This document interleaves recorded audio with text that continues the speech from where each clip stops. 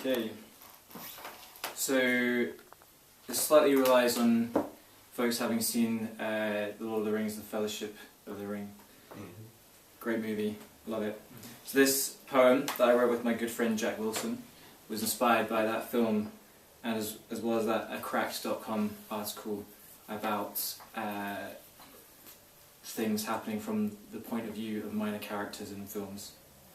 This poem is called On the Bridge of Khazad-dûm, or The Balrog's Fall in Love. I tried to redecorate after they woke me up. I had few materials to work with, but those who woke me were happy to provide. I think the neighbours quite appreciated it. I thought I would never know love again, but then one day someone pulled down the doorposts. That damned squid beast is the worst concierge.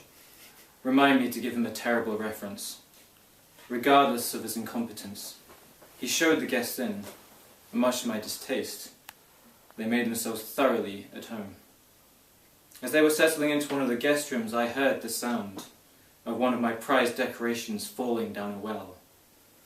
I set out to teach them a lesson in proper etiquette. They seemed somewhat startled by my choice of drum and goblin as an accompaniment to my tempestuous arrival, and sought to avoid punishment for their rude intrusions. A moment before I came upon them, I heard a voice that set my heart to fluttering, fit to fly my chest.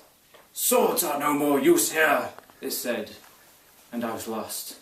I must know the speaker. I must meet the maker of that sound. Our flirtation began with a pursuit from hall to stair. I sought him, and he ever evaded my gaze, until finally, through a veil of flame, I beheld my intended, standing before a bridge over a great chasm. I leapt forward, seeking to snare his attention, wishing only for a moment in his presence. He sent his companions away with strict words, and my heart rose within me at this chance.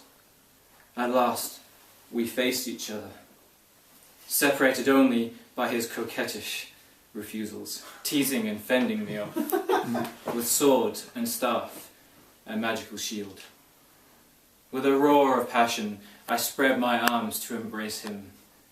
In that moment, as he struck the bridge on which he stood, I knew that this one before me was the one. This man, grey of cloak and long of beard, was the one who I would spend the rest of my life with. I took one final breath and stepped forward. Thank you.